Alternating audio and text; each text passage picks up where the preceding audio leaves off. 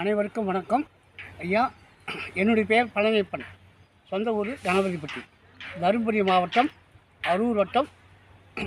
அரூர் வட்டாரத்தில் உதவி வேளாண்மை அலுவலர் அவர்கள் ஆத்மா திட்டத்தின் மூலம் கோயம்புத்தூர் வேளாண்மை பல்கலைக்கழகத்துக்கு சென்றிருந்தோம்.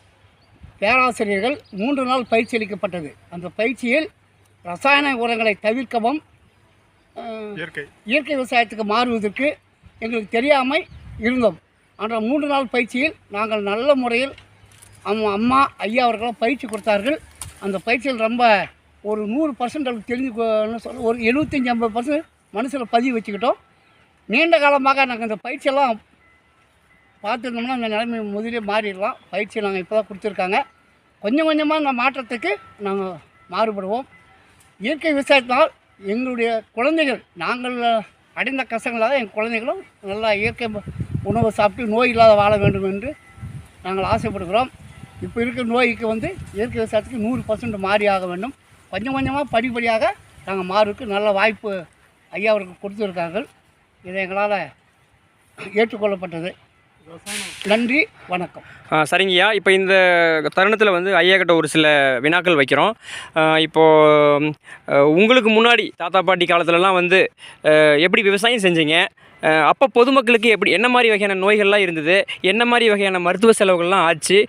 இப்போ பார்த்திங்கன்னா அதிகமான மருத்துவ செலவுகள் ஆகுது, அதிகமான நோய்கள் வருது. இப்போ நீங்கள் முன்னாடிலாம் எப்படி விவசாயம் பண்ணாங்க? உங்களுடைய அனுபவங்கள் தாத்தா பாட்டி காலத்துலலாம் எப்படி பண்ணாங்க ஐயா? என்னென்ன போடுவாங்க? எங்கள் தாத்தா பாட்டி காலத்தில் எங்கள் பாட்டம் பாட்டி குழந்தைங்களை பஞ்சங்களாக தான் 4-5 குழந்தைங்க 7-8 குழந்தைகள் பெற்றுக்கினாங்க. அப்போல்லாம் உரம் ஆடு மாடுகள்லாம் நிறைய, வெள்ளாடு ஓலை ஆடு மாடுகள்லாம் நிறைய, இறமைகள்லாம் நிறைய இருந்தது. தொழு உரம் நிறைய விவசாயத்துக்கு போட்டாங்க. அப்போ யூரியானா என்னன்னு தெரியாது, காம்ப்ளெக்ஸ் தெரியாது, டிஏபினா என்னன்னு தெரியாது, பொட்டாசியம் என்னன்னு தெரியாது. குழம்பு போடுற உப்பு தான் நெல்லுக்கெல்லாம் போட்டு சமைச்சிங்க. ஆனால் எந்த நோயும் வராதுக்கு ஒரு வாய்ப்பு இருந்தது.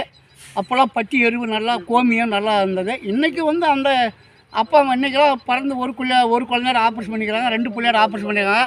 ஆள் பற்றாக்குறை வந்ததுனால ரசாயன உரத்துக்கு மாற வேண்டும். மக்கள் தொகை பெருக்கு பாருங்க, உணவு தானியம் பற்றாக்குறை வர்றதுனால ரசாயன உரத்துக்கு மாறுறாங்க. ரசாயன உரத்தை மாறுறதுனால இந்த உலகத்தெல்லாம் நோய் பூரா பரவி போச்சு. எடுத்தால் எதை எடுத்தாலும் ஆஸ்மான்றான், பிபின்றான், சுகர்ன்றான், கேன்சர்ன்றான். எல்லாம் வராத நோயே இல்லை. அதனால் இப்போ நாங்கள் கஷ்டப்பட்டு போதும், இந்த ரசாயன உரத்தை கொஞ்சம் கொஞ்சமாக குறைக்கிறோம். ஆத்மா திட்டத்தின் மூலியமாக எங்களுக்கு கொடுத்த அறிவுரைப்படி இயற்கை விவசாயத்துக்கு கொஞ்சம் கொஞ்சமாக நாங்கள் மாற போகிறோம்.